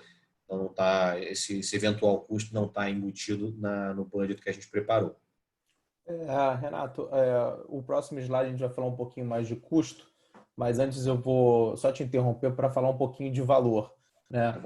Eu considero o comitê de seleção, pelo menos, um dos principais investimentos para qualquer pessoa fazer, né? A rede ela vai procurar agregar, né, essa palavrinha deal flow, né, que é trazer um fluxo de bons negócios para que a gente possa analisar, e um comitê de seleção, né, formado aí, a diretoria vai se envolver no comitê, adicionando também o Cacau e o Marcelo Bahia, que tem um grande background também em investimento, em análise de startups e de outros negócios.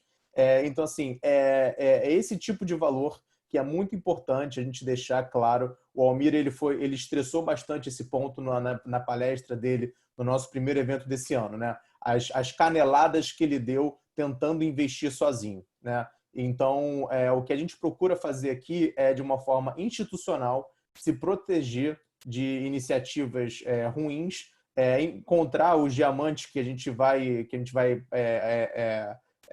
que vão passar pela nossa mão.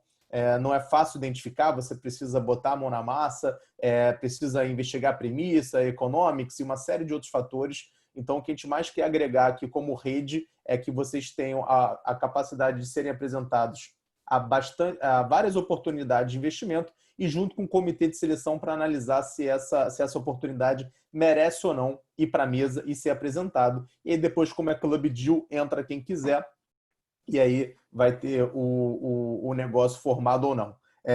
O Beneditino, como sai fazendo, a gente, antes mesmo de oficialmente lançar, a gente teve também a conversa com a Zip bem avançada. O que é bom destacar na Zip, né, que foi uma oportunidade gerada pela rede e teve todo um trabalho de diligência, não só a diligência jurídica, mas negociação, análise do negócio, negociação de lockdown de executivo da empresa, feita por um grupo bastante heterogêneo, né, Renato? Foi advogado, administrador, né? Se você quiser falar um pouquinho dessa experiência, porque eu acho que o que a gente está falando aqui hoje não é só uma apresentação de um negócio que eles vão botar dinheiro ou não, né?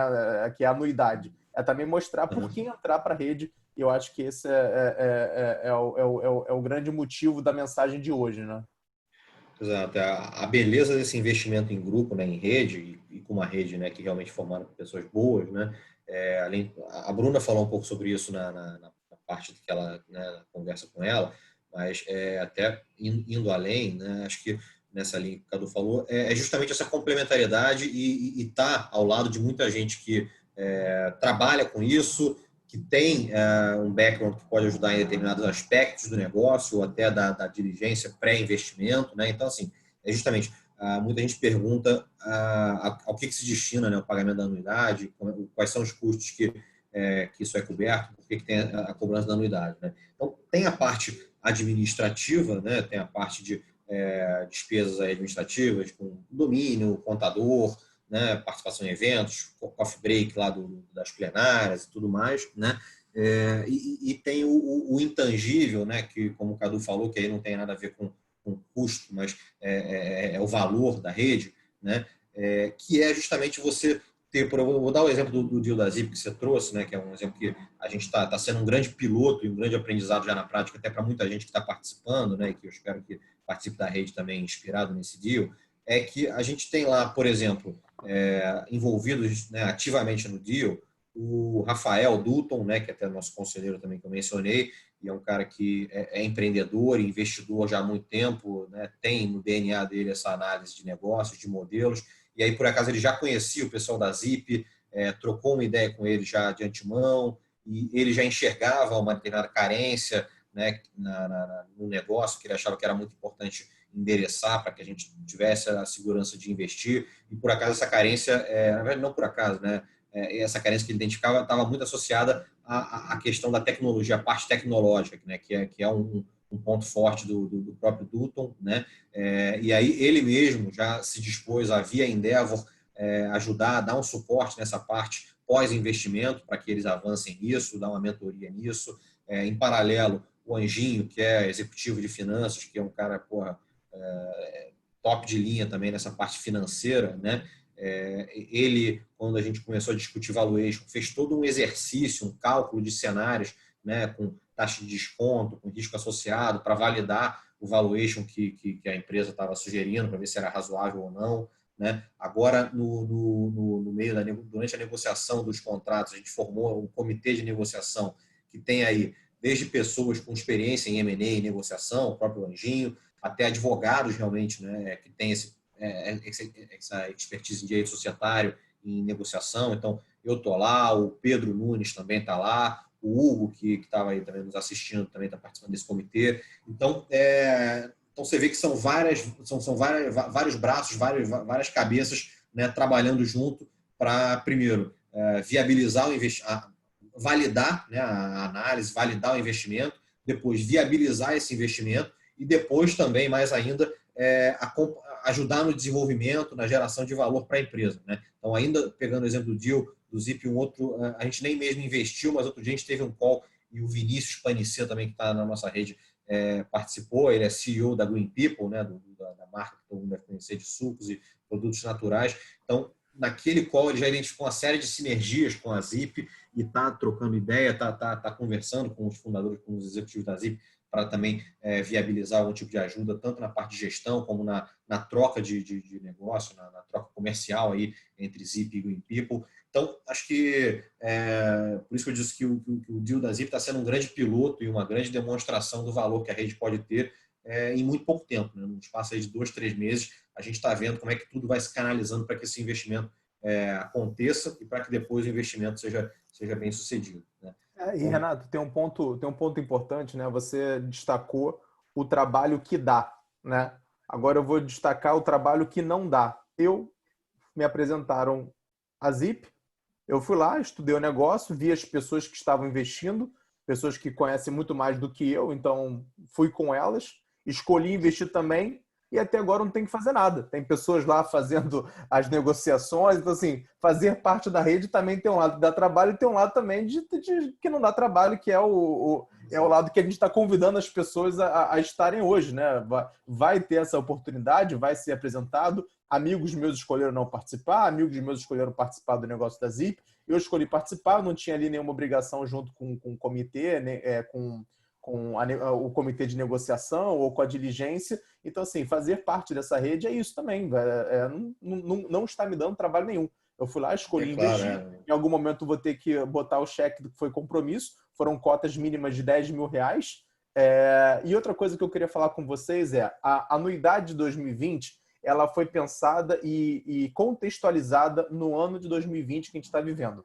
A primeira vez que a gente teve a ideia de apresentar para vocês, a primeira vez que a gente falou, inclusive no 8, sobre a rede, a gente tinha ali uma possibilidade de ter um secretariado exclusivo, poderiam ter viagens para participar de outros eventos, como é que a gente ia atrás de startups para trazer negócio para a gente. Isso vai em 2021 trazer o ticket dessa anuidade para valores mais altos, porque a gente vai ter que custear uma operação que vai precisar girar o ano inteiro. Em 2020... Dando um parâmetro aí, só complementando, dando um parâmetro aí, normalmente, né, as redes mais conhecidas, né, de investimento anjo, semelhante a nossa, como a GV Angels, a Harvard Angels e Wharton Angels, etc., elas cobram uma anuidade aí por pessoa entre R$ 1.600 e R$ 2.000, né? Então, a gente queria tentar reduzir isso um pouquinho, né? Quando a gente estava trabalhando no cenário normal, mas agora a gente decidiu tornar esse valor muito, quase módico mesmo, para atrelar esse novo cenário que o Cadu mencionou.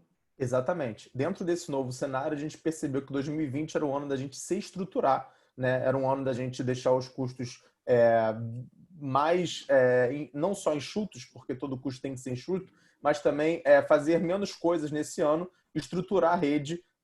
A gente pretende realizar um evento presencial, se for possível, e todas as outras plenárias, aí podem ser quantas forem, conforme forem aparecendo os negócios, mais de uma vez ainda em 2020. Para esse orçamento de R$300, a gente cortou bastante coisa e na verdade, quase que uma taxa de adesão, né? Não tem muito custo aí, para as pessoas participarem da rede, e 2021 já tem uma rede formada, com um número alto de associados, e aí quanto mais associados, menor o custo da rede, mais oportunidades, então é uma economia de rede mesmo que como funciona. O valor é irrisório para participar de uma rede como essa, e é importante, não só por tudo que a gente falou dos valores também, o porquê participar. O grupo do WhatsApp da rede e os eventos da rede vão ser restritos apenas para quem se associou à rede. Se chegou um evento em novembro, a pessoa, bacana, eu posso ir nesse evento? Pode, você precisa pagar os R$300. Mas já estamos em novembro, cara, paga. A pessoa que está participando de tudo, ela pagou em julho, pagou em junho, se deu bem, participou de tudo. Se quiser entrar em novembro, não tem chororô, vai ter que pagar os R$300, até pelo valor, não vai ficar até feio se chorar. Então, assim, é um valor, o que a gente combinou internamente, deixando bem transparente para vocês, para participar do grupo do WhatsApp, para ser apresentadas oportunidades de investimento e para participar dos eventos que virão pela frente, vai ser importante, vai ser obrigatório pagar essa taxa. O pagamento também acontece pelo site, né, Rafa? Aí o Rafa é o responsável pelo site. Lá no site, se quiser falar um pouquinho, Rafa, como se cadastra, como que encontra lá. Bom, lá no site, assim, ele está bem simples, bem direto, é só clicar lá no Torne-se Associado, a gente explica um pouquinho, lá no site tem tudo, né? Quem a gente quais são os critérios que a gente está utilizando para o investimento, qual o processo que a gente está utilizando, que a gente já passou aqui. Dá para dar uma olhada também no formulário de startup, assim, acho que isso é interessante, né? Se você está percebendo, você recebeu individualmente uma oportunidade, é super legal você enviar, pedir para que a startup se inscreva lá no nosso site, no nosso formulário, porque, mais uma vez, são mais pessoas com bagagem, com experiência analisando, que podem somar ao seu cheque ou então dizer, cara, acho que isso aqui não faz sentido. São mais pessoas analisando aquela oportunidade junto contigo. Em relação a ser associado, só clicar lá no Torne-se Associado. Lá vai ter um pouco da explicação e vai ter um pré-cadastro, um pré-formulário para a gente receber. E a gente vai gerar um e-mail com a fatura via PayPal. E aí lá no PayPal, PayPal padrão, cara, você pode pagar via cartão de crédito e etc. E até parcelado, como a gente colocou. Então, está bem simples o processo. Qualquer dúvida, acho que pode perguntar para a gente, falar com a gente diretamente, seja por WhatsApp ou até pelo e-mail que está lá. E acho que é isso. Eu vou trazer uma provocação importante do próprio Almir, sendo repetitivo, né? Palavras do Almir. Investir nessa rede anjo, né? Também é investir em si mesmo, né? Investir em estar conectado com a inovação, ver as oportunidades que aparecem, reciclagem, não deixar o navio usar paz sem você estar dentro dele. Então tem muita coisa envolvida, a gente acredita demais no potencial da rede, a gente acredita demais no negócio que a gente pode trazer. Por ser Club Deal, né? Cada um é como se cada um chegasse lá na plenária com a sua própria comanda, pede quem quiser, né? Não precisa rachar uma conta, você não concorda. Se eu pedir um pé de taia, eu pago a minha conta, o Renato paga a conta dele, é super bacana. Na Zip foi assim, foi pré-lançamento, o que já mostra a força da rede, porque a Zip, até mesmo pela própria pandemia, pegou aí uma guinada bem bacana de mercado para eles, e a gente espera que isso continue se consolidando. Queria até, Cadu, pegar um... Não, desculpa, termina aí. Não, eu só ia passar a palavra para você para falar também das nossas redes sociais, onde a gente vai estar produzindo conteúdo, para a gente também poder se conectar com mais pessoas, né? Uhum. Não, só fazer um parênteses aí, que já me perguntaram algumas pessoas em particular e tudo mais, então acho que é bom sempre esclarecer que, assim, a nossa rede não vai ter um fundo, tá? Ninguém vai botar dinheiro num fundo para que fique dinheiro na nossa mão e a gente vá gerindo e investindo conforme a nossa conveniência, né? Então, quando a gente fala, acho que vale estressar esse formato Club Deal, né, é justamente isso, que a cada oportunidade, né, a cada startup, um grupo toma a decisão de investir ou não, e aí, se a decisão for de investir, esse grupo, né, individualmente, vai fazer o investimento naquela startup. Né? Investimento sempre na pessoa física, não vamos constituir veículos, né, nem a associação é um veículo para investimento, né? A associação é só uma rede para gerar essas oportunidades. E então, assim, é só para ninguém que fique que ninguém fique com a impressão errada. Então, não vai haver um fundo, ninguém vai fazer um aporte, né, de antemão de um valor X para deixar lá e a gente vai investindo. Não, cada um investe nas oportunidades que achar interessantes, né? É claro que aí vale até uma provocação, né?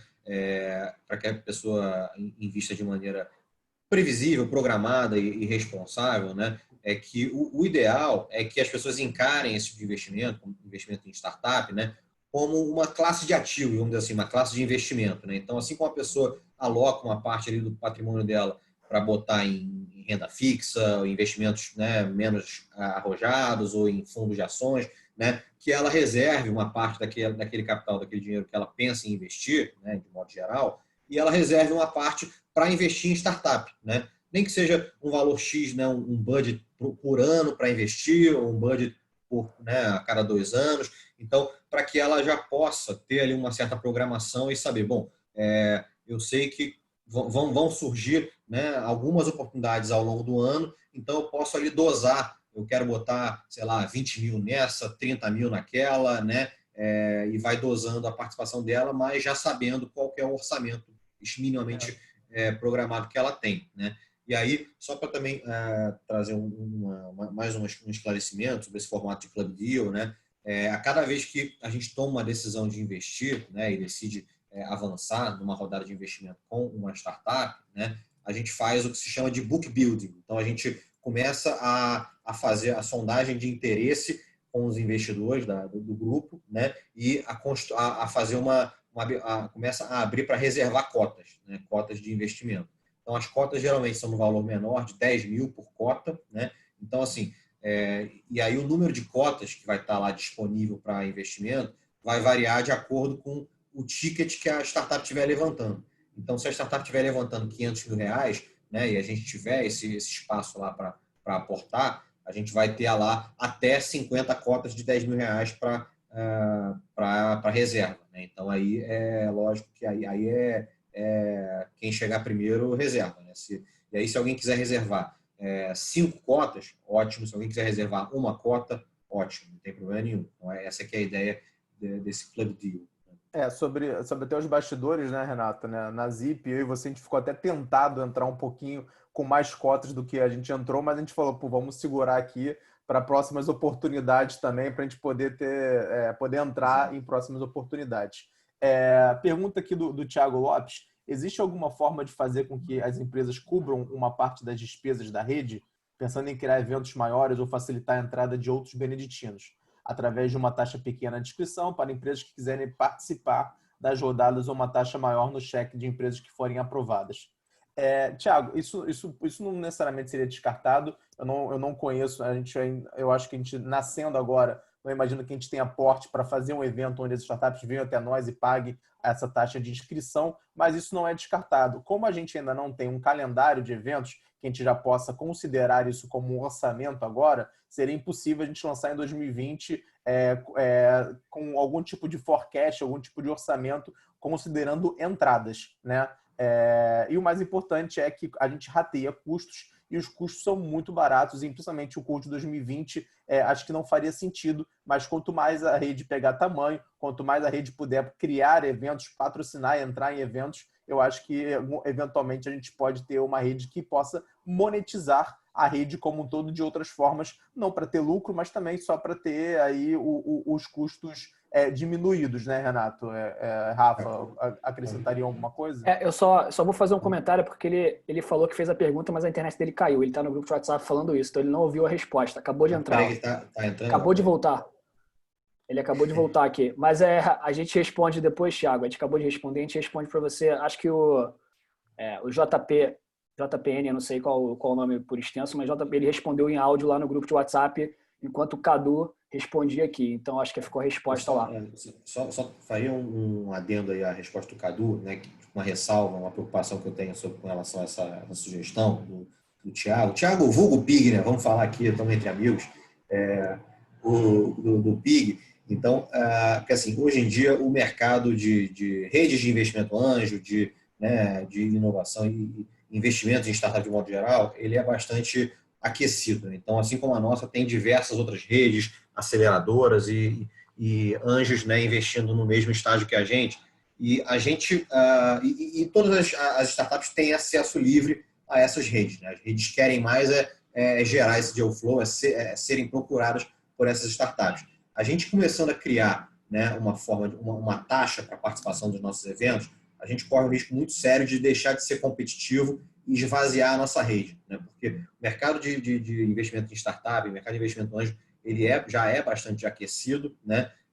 Então, o que pode acontecer é gerar uma seleção adversa até e as redes deixarem de querer estar nos nossos eventos e irem para outros eventos, né? Outras opções de eventos gratuitos, de redes, né? Para participação gratuita. Então, acho que a gente corre aí um risco de dar um tiro no pé até se a gente começa a cobrar das startups, né, que são, na verdade, nós temos todo o interesse em trazê-las para perto, né, e não necessariamente em cobrar. Então, acho que tem esse risco grande. Né? Exatamente.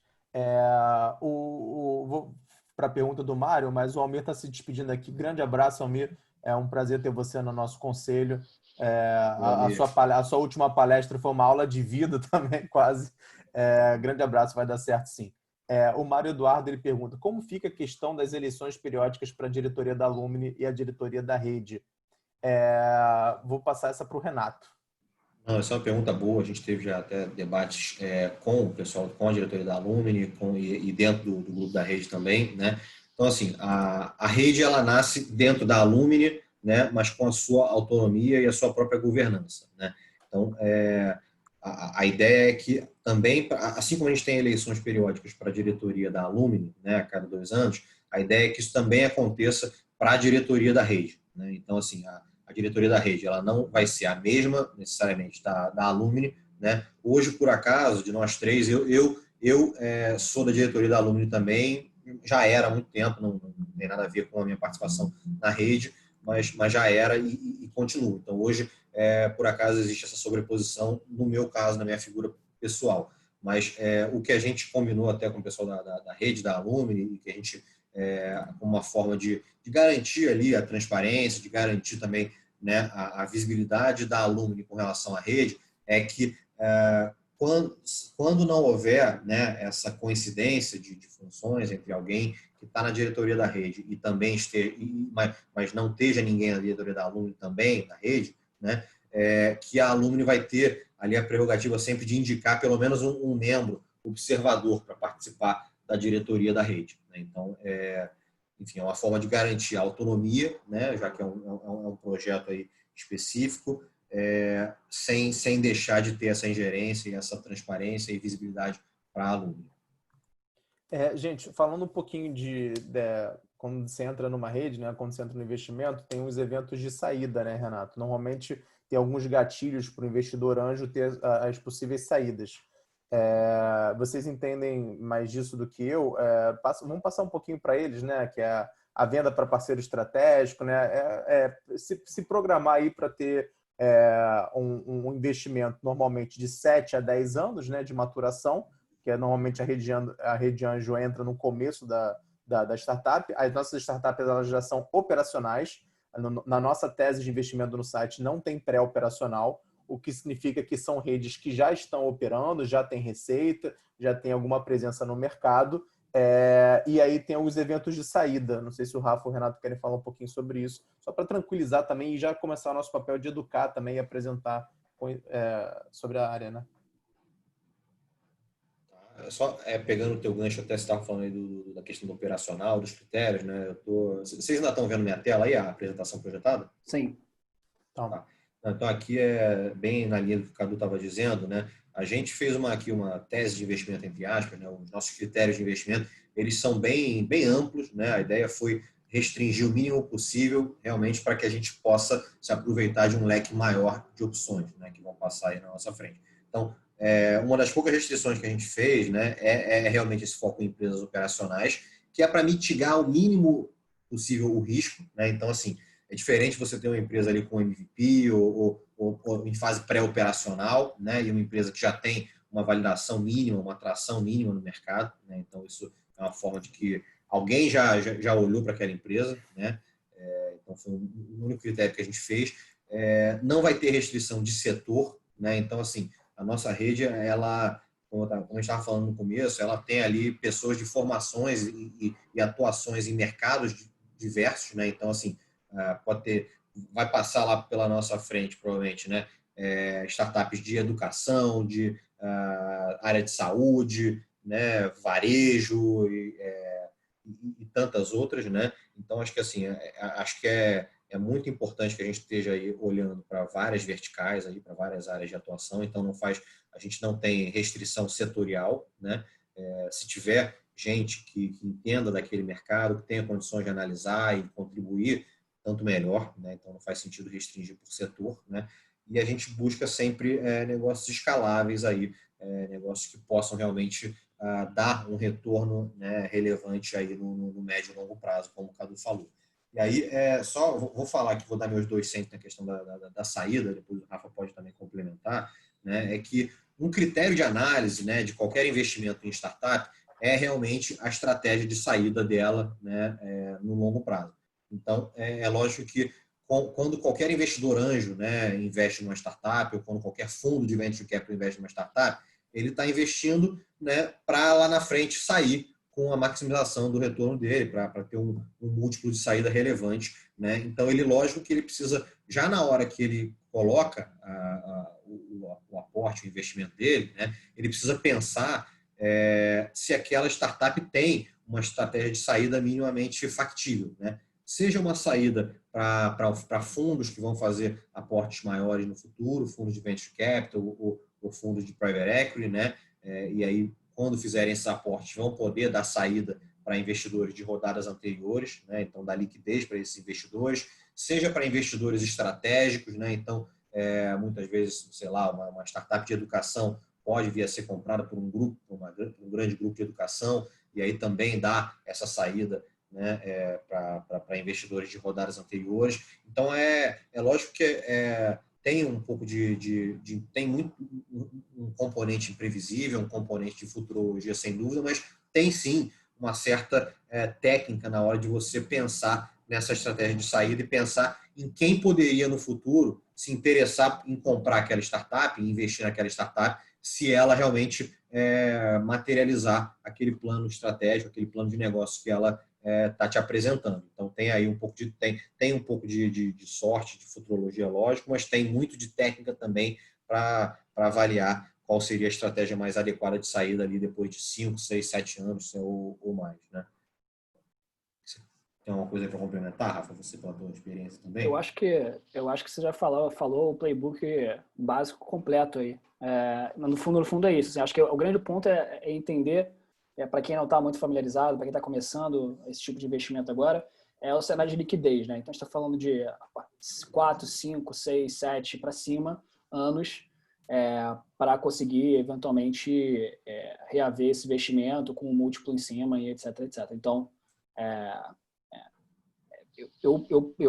assim, é injusto eu falar, assim, eu vivo isso já há alguns anos, a gente já vive isso há alguns anos, então, assim, é um tipo de investimento de negócio que eu gosto muito, então é super legal, mas, mais uma vez, É preciso entender e separar um orçamento para isso, como uma classe de ativos, quase como se fosse uma classe de ativos, como o Renato falou. E, obviamente, não dar passo maiores que a perna, ter uma visão de que, cara, é importante você ter uma visão um pouco mais de portfólio, e acho que a rede faz com que você consiga ter mais acesso a oportunidades do que você teria individualmente. Então, acho que isso tem muito valor mesmo. Então, assim, eu consegui começar a pensar numa lógica de pensar um portfólio, ter diversificação desses ativos mesmo que dentro do mundo de startup. Então, basicamente é isso. Assim, acho que a gente está aqui para apoiar os investidores anjos nessa, assim como nós, né, a gente e outros investidores nessa rede de colaboração e compartilhar conhecimento e todo mundo conseguir acessar as melhores oportunidades de forma conjunta. Uma coisa que é importante só um esclarecimento, só um segundinho. Aqui esse ticket mínimo, né, que a gente colocou aqui 200 mil dentro dessa tese, obviamente não é o ticket mínimo individual, né? Esse ticket mínimo é o valor mínimo que nós, como rede, como grupo, né, em conjunto, pretendemos colocar a cada negócio. Menos que isso, acho que não faz sentido, é um ticket muito baixo, né? Então, a ideia é que a gente preferiu, nesse momento, não colocar um ticket máximo, nem um ticket médio, porque isso pode variar muito, mas a ideia é que a cada deal potencial que a gente estiver analisando, né, a gente tenha condições de, como rede, colocar pelo menos 200 mil reais aí, 200k. Fala, Cadu. O que eu ia adicionar é o seguinte, né? Na Zip, o ticket, a cota mínima era 10 mil reais, a maioria pegou de 2 a 3 cotas, alguém pegou 5 cotas e tal. Mas a gente consegue aumentar o tamanho do investimento quando a gente faz co-investimento, quando a gente tem outras instituições, outras redes, outros investidores investindo com a gente. Inclusive, a própria Zip começou com uma outra rede anjo, que depois acabou não investindo. A gente participa já de uma rede das redes, é uma rede que conecta, né, a Poly Angels, FEA, MIT, a própria GV Angels, Anjos do Brasil. Então, a gente é apresentado pelas as oportunidades que eles recebem, assim como nós eventualmente apresentaremos as nossas para eles também. Isso faz com que a gente consiga chegar em cheques maiores, não isoladamente como o Alumni, mas com outras redes. Essa cota mínima não precisaria a gente estipular agora, né, qual é a cota mínima. Acho que cada negócio vai ter ali a sua discussão dentro do próprio negócio e da oportunidade. Então, a gente falou hoje um pouquinho sobre a governança, sobre a mecânica, sobre como é formado a nossa rede, né, diretoria, conselho e o comitê, o orçamento, o pagamento, esse valor final, ele ficou dentro de uma estimativa de ter algo como 40 pessoas participando, né? Então, assim, temos hoje aqui na call agora 30 pessoas, mas já tivemos 38. A própria oportunidade da Zip foram mais de 30, né? 33, eu acho, pessoas até com base numa sondagem de interesse que a gente tinha feito no grupo anteriormente, que deu também, acho que cerca de 40 pessoas, já logo, isso há meses atrás, né? Agora, imagino até mais. Exatamente. Só de ter um evento nesse ano, que vai ser provavelmente um evento offline, né? Com buffet, com oportunidades e várias plenárias, eu acho que os R$300 estão muito bem pagos. Estou aqui realmente evangelizando essa tese para que vocês participem, entre o quanto antes, para que a rede já comece forte desde o começo. E uma coisa que é importante dizer também, né? Se hoje, por exemplo, uma startup ela vem até o Cadu, por qualquer motivo que seja, é meu conhecido, alguém me apresentou e pede investimento, né? Eu não tenho nem esse tamanho, nesse dinheiro para isso acontecer, mas se isso porventura acontecesse, eu levaria para o comitê. Gente, olha só, tem essa startup aqui que eu conheci ou que eu me interessei, tem como vocês falarem com ele e tal, e aí que entra toda a forma institucional de fazer negócios. Por isso que a gente quer realmente fazer com que vocês se sintam mais protegidos, mais fortes e com mais oportunidades em mãos para poder investir num investimento que cresce bastante no Brasil. Estamos passando por momentos de juros bem pequenos, a bolsa com oscilações imprevisíveis, e quando você faz um investimento anjo, para mim, Cadu, pessoalmente falando, eu penso sempre no investimento anjo como eu investindo na minha aposentadoria, né? E a diversificação faz parte da estratégia, né? Ter aí uma carteira de vários investimentos, setores ou não, mas enfim. Pessoal, acho que a gente já está perto de encerrar. O nosso LinkedIn já está montado, a gente já estreia com post amanhã, falando um pouquinho do evento de hoje. Queria agradecer a todos que ficaram até aí e também saber se tem mais alguma pergunta e se vierem perguntas ao longo da semana, ao longo dos próximos dias, a gente está lá no bate-papo, o nosso acesso a gente é muito acessível, a gente por natureza está lá sempre trocando ideia, né, Renato, né, Rafa? A gente, várias discussões do dia a dia, a gente já faz isso por natureza mesmo. Vamos circular, a gente vai circular também essa apresentação que eu projetei, né, lá nos grupos, para todo mundo ter. E aí, até para, enfim, dar um senso de próximos passos para todo mundo, né, a nossa ideia já em julho ou no mais tardar, na primeira semana de agosto, ter uma primeira plenária, né, ter um primeiro fórum de investimentos com startups se apresentando para os membros da rede que já tiverem se associado, né. Então, a ideia agora é a chave girou nesse segundo, né. Então, realmente dar o pontapé inicial, como a gente está fazendo agora, as pessoas já se associarem e a gente começar já nesse trabalho de seleção de startups e fazer a nossa primeira plenária muito em breve. Já temos aí, inclusive, algumas startups, alguns materiais de startups na nossa mão que a gente recebeu aí nas últimas semanas, né? E aí, então, assim, muito em breve, acho que a partir da semana que vem a gente já deve, inclusive, começar a divulgar algumas ideias, algumas oportunidades no grupo para envolver o pessoal, para fazer sondagem de interesse. Então, já temos aí algumas opções interessantes no pipeline. Então, acho que é isso, gente. Agradecer Obrigado também ao Dudu, né, Renato, que sempre promovendo aí as nossas lives, né? Como você falou, nossa fera do marketing. Exatamente. Ela nasce dentro da Lumine e o Dudu também, e toda a Lumine também tem dado uma estrutura bem bacana para a gente. Então, agradecer a quem ficou, agradecer ao Dudu e, enfim, vamos nessa, porque eu acho que é uma oportunidade bem bacana para todo mundo. É isso, pessoal. Muitíssimo obrigado aí pela presença de todos. Cadu, Rafa, prazer estar com vocês aí nessa. Obrigado, Vambora. pessoal. Prazer. Bola para frente. Abraço. Tchau, tchau, gente. Valeu, pessoal. Tchau, tchau. Um abraço, pessoal. Boa noite, pessoal. Ótimo evento. Valeu.